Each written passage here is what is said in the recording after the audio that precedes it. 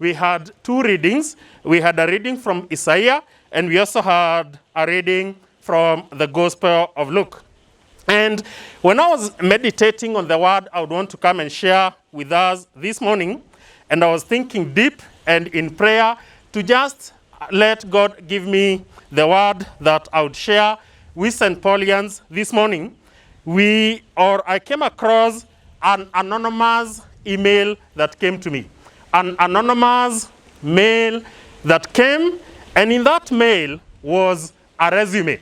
And when I received that mail and that resume, I was surprised, and we shall engage with that resume. I will share it with you, and then you can tell me whether you have a job or you also have a position for the position of or for the person who shared the resume with me. And I know many of you have applied for jobs. I know many of you at one time or the other have received CVs or resumes of people looking for jobs. And so you have scrutinized them and have been able to look at them, and you know how the format of a CV looks like. And when I opened that particular CV I received, the first thing that obviously appears on the CV is the address of the person sending the CV. And when I received that particular resume, the address was listed as Ephesians 1 verse 20. And I went to look into the Bible to see what Ephesians 1 verse 20 says. And it says, he exerted when he raised Christ from the dead and seated him at his right hand in the heavenly realms. He exerted when he raised Christ from the dead and seated him at his right hand in the heavenly realms. We all know that the address shows where the person who is sending the mail can be reached. And so when I received these and I saw the address, I was quite amazed, I was quite perturbed, I was surprised that I could be receiving an email from, or a resume from somebody who has such an address. And what are we saying? The address of the one born on Christmas Day, which is a day or 2 days earlier than today, would appreciate he is seated at the right hand of the Father in heaven. We all know you'd want to have an address in a leafy suburb. And sometimes we say, I live in 77 Muthaiga Road, I live in 241 Lavington, and because of the address, you feel proud of it. How much more proud should we be that the address of the one who was born on Christmas Day is the address of one who resides with our Father in heaven. I went further, and in that address, it also gave a phone number. And in the phone number that was given there, it said the phone number is Romans 10, verse 13. And I went into the scripture to look at Romans 10, 13, and it says, for everyone who calls on the name of the Lord will be saved. Which means the person whose resume we were looking at is a person who, if you call him in the name of the Father, you will always be saved. How much more wonderful can it get that the person whose resume I received is one who, if I call him using the name of the Father, I will actually be saved. And we all know in this age of technology, most of us have our own websites. And so in terms of the website that was listed in that resume, it said the website is the Bible or the Word of God. And we always give some keywords that describe who we are when we share our resume. And the keywords that I came across were Christ, then the other keyword was Lord, the other keyword was Savior, and the other keyword was Jesus. And then the resume went further to introduce itself. It said, hello, my name is Jesus the Christ. Many call me Lord. I've sent you my resume because I'm seeking the top management position in your heart. Please consider my accomplishments as set forth in my resume. And obviously, when you go through a resume, they are subsections of the resume. The first subsection that comes up is always the subsection in relation to qualifications. And when I was reading through the subsection of qualifications, it said, I founded the earth and established the heavens. And that is seen in Proverbs 3, verse 19.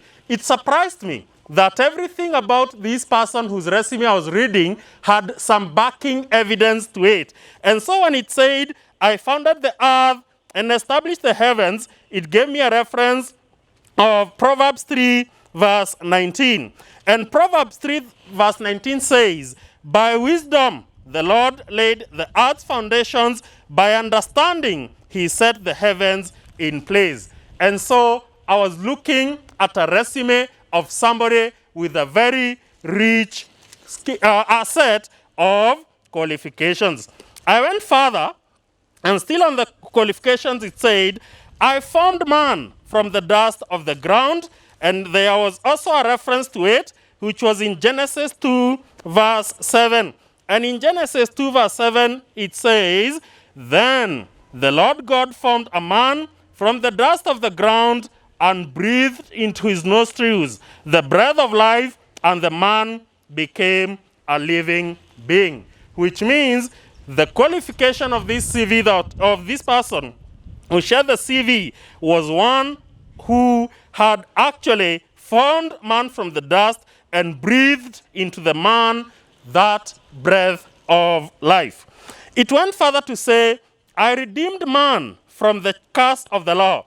And when you look at the aspect of redeeming man from the curse of the law, there was the aspect of the scripture that supported that, and it was captured in Galatians 3, verse 13. And if you look at Galatians 3, verse 13, it actually says, Christ redeemed us from the curse of the law by becoming a curse for us, for it is written, cursed is everyone who is hung on a pole. Which means the CV of the person I was reading had also a qualification that he was able to redeem man from the curse of the law.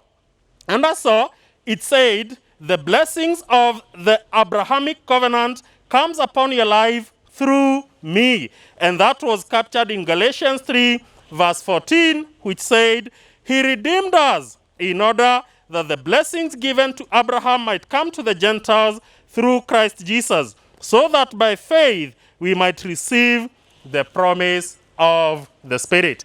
And so I was looking at a CV of somebody who had a very rich set of qualifications.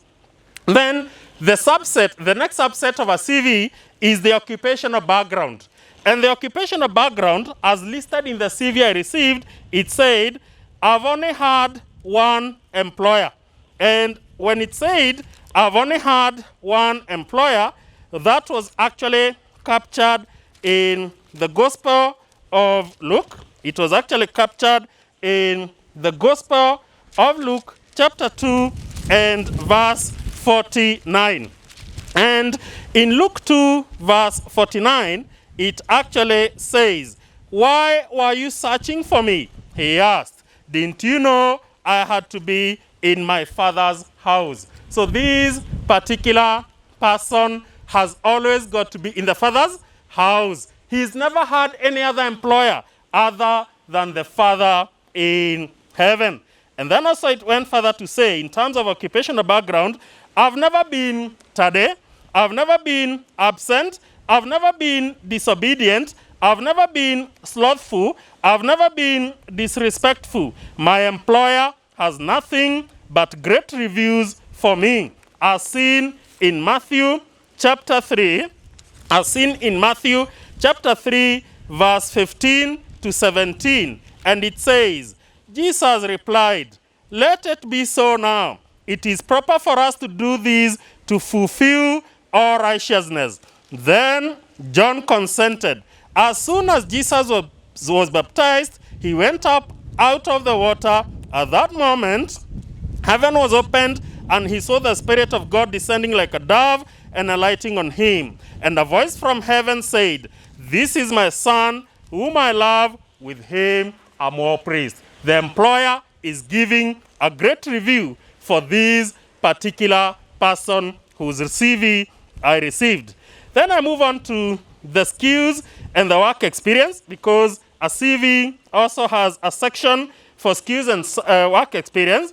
And in terms of the skills and work experience, some of my skills and work experiences include empowering the poor to be poor no more, healing the brokenhearted, setting the captive free, healing the sick, restoring sight to the blind, and setting at liberty them that are bruised. And that was recorded in the Gospel of Luke chapter 4 and verse 18.